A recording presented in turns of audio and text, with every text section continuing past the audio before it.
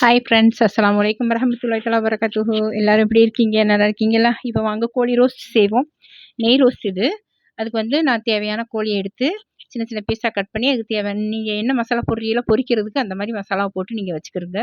நான் இஞ்சி பூண்டு மிளகாத்தூள் உப்பு இதில் போட்டு நான் பிரட்டி அதை ஒரு அரை மணி நேரம் வச்சுருந்து அந்த பொரிக்கிறேன் பாருங்கள். நல்லா எண்ணெய் சூடாகவும் நல்லா பொரிச்சிடலாம். அதை நல்லா கொஞ்சம் கிறிஸ்பியாக பொரிச்சிருங்க. ஏன்டா இதுக்கு நல்லா பொரிச்சா தான் நல்லாயிருக்கும். நல்லா பொரிச்சிட்டு அதை எடுத்து வச்சுக்கலாம் நம்ம தனியாக. பாருங்கள், பொரிச்சு நம்ம தனியாக எடுத்து வச்சுக்கிட்டாச்சு. இதே மாதிரி இன்னொரு சட்டியில் மறுபடியும் நம்ம கோழியை போட்டு பொரிச்சுக்கலாம். ஒவ்வொருத்தர் ஒவ்வொரு மாதிரி வைப்பாங்க கோழி நெய் ரோஸ்ட்டு. நான் இப்படி தான் வைப்போம். ஆனால் இந்த மாதிரி வச்சுக்கேன்டா நெய்ச்சோறு தேங்காய்ச்சோறு இல்லாததுக்கு ரொம்ப நல்லாயிருக்கும். நான் அதில் தேவையான அளவு அந்த கோழி பொரிச்ச எண்ணெய் கொஞ்சம் ஊற்றி நெய் வந்து ஒரு 3 ஸ்பூன் நெய் ஊற்றுறேன். நல்லா ஏற்கனவே நெய் ஊற்றிருக்கேன். உங்கள்கிட்ட காமிக்கிறதுக்காக அதில் காமிக்கிறேன். நான் நெய் ஒரு 3 ஸ்பூன் நெய் ஊற்றிக்கிறேங்க. நல்லா நெய் தாராளமாக ஊற்றினா தான் இந்த ரோஸ்ட்டு நல்லாயிருக்கும், நெய் ரோஸ்ட்டு. இப்போ அதுக்கு பட்டை, கிராம்பு, ஏலக்காய், டவுன் பண்டான் எல்லாம் போட்டுக்கலாம்.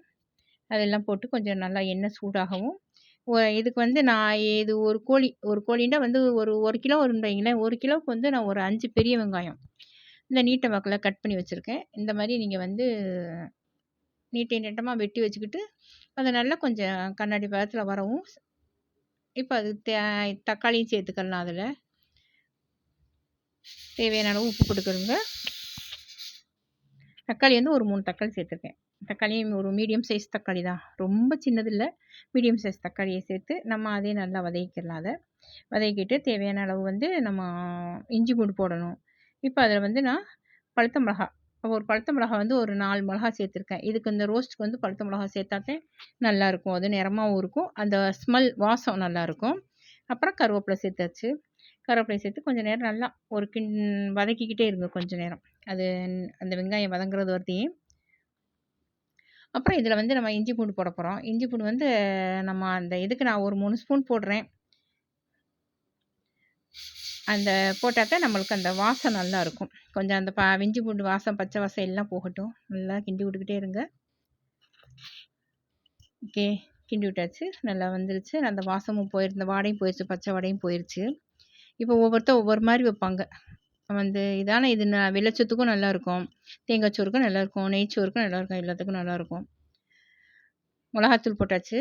மிளகாத்தூள் வந்து உரப்பு தக்க நீங்கள் மிளகாத்தூள் போட்டுக்கிறங்க. நான் வந்து ஒரு 1/2 ஸ்பூன் போட்டிருக்கேன் மிளகாத்தூள். இது வந்து கசகசாவும் முந்திரி பாதாம் அரைச்சி வச்சுருக்கேன், அதையும் அதில் சேர்த்தாச்சு. நான் அது ஒரு ஸ்பூன் அளவுன்னு வைங்களேன். ஒரு ஸ்பூன் அளவு அதையும் போட்டு நல்லா கிண்டி விட்டுக்கலாம். கிண்டி விட்டுக்க நினச்சா தேவையான அந்த டொமேட்டோ பூரி இருக்குல்ல, அந்த டொமேட்டோ பூரி அது ஒரு 4 ஸ்பூன் அளவு போட்டுக்கிறோங்க. அதையும் போட்டு நல்லா கிண்டி விட்டுக்கிறோங்க. கிண்டி விட்டு நம்ம தேவையான அளவு கொஞ்சம் தண்ணி சேர்த்துக்கலாம். அதில் இதுக்கு மசாலாவே, வேறு எந்த மசாலாவும் நம்ம சேர்க்க போகிறது கிடையாது. அதில் இதுதான் மசாலா அதுக்கு. ஓகே, அந்த மசாலா வேகிற அளவுக்கு நம்ம தண்ணி சேர்த்துக்கணும். ரொம்ப தண்ணி ஆக்கிடக்கூடாது. ஒரு அளவு சேர்த்து இந்த நம்ம மசாலா சேர்க்குற அளவு அது நல்லா வெந்துருச்சுன்னு வைங்களேன். கொஞ்சம் சீனி சேர்த்துக்கிறோங்க. கொஞ்சம் போல் ஒரு 1.5 ஸ்பூன் சீனி சேர்த்துக்கிறோங்க. சீனி வந்து டேஸ்ட்டுக்கு நல்லாயிருக்கும், ரொம்ப எரிப்புத்தன்மை இல்லாமல் டேஸ்ட்டுக்கு நல்லாயிருக்கும். ஏற்கனவே உப்பு சேர்த்ததுனால கொஞ்சம் சீனி சேர்த்துக்கிறோங்க. இப்போ பொரிச்ச கோழியை வந்து அதிலேயே போட்டு நம்ம கொட்டி விட்டுறலாம். கொட்டி விட்டு நல்லா கிண்டி விட்டுக்கிறோங்க. கிண்டி விட்டு பாருங்கள், கொதிச்சிருச்சு, நல்லா வெந்துருச்சு. கோழி நல்லா வேகிற அளவுக்கு கடைசியாக மல்லி புதினா மேலே போட்டு விட்ருங்க. அதையும் போட்டு ஒரு கிண்டிடுங்க. கிண்டி கொஞ்சம் நேரம் தம்லே போடுங்க. ரொம்ப அடுப்பு வேகமாக வைக்காமல் தம்லே போட்டு கொஞ்சம் நேரம் மூடியே வச்சுருங்க. கொஞ்சம் நேரம் ஓகே, ரெடி ஆயிடுச்சு. தம்மில் போட்டு அதுவும் ரெடி ஆயிடுச்சு. இப்போ வந்து தேவையான அளவு இன்னும் கொஞ்சம் நெய் ஊற்றுங்க. மேலே கடைசியாக நெய் ஊற்றினா அந்த வாடை ஸ்மெல் நல்லாயிருக்கும். இப்போ அதுக்குள்ளே வேலை முடிஞ்சிருச்சு. நம்ம சேனலை வந்து ஃபாலோ பண்ணுறவங்க ஃபாலோ பண்ணிக்கிறோங்க, இன்ஷா அல்லாஹ். ஓகே, அஸ்ஸலாமு அலைக்கும் வரஹ்மத்துல்லாஹி.